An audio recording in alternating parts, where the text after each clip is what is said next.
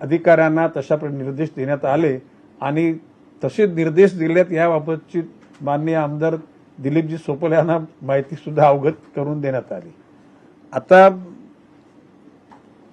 विदर्भाच्या काही ठिकाणी एका शेतकऱ्याला वाघानं उचलून नेलं, 5 दिवसांमध्ये त्याचं म्हणजे कुजलेल्या अवस्थेतलं म्हणजे परत त्या ठिकाणी सापडलं।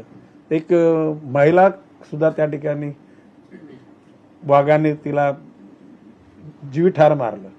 आता या बाबतीमध्ये मनाच्या त्या पर्टिक्युलर विभागामार्फत त्याच्या करता उपाययोजना आखल्या जातील।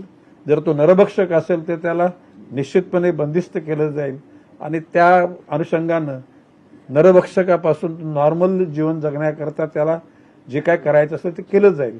आणि अशा प्रकारच्या सूचना आता काही दररोजचं झालं। आता काय झालं की जिथं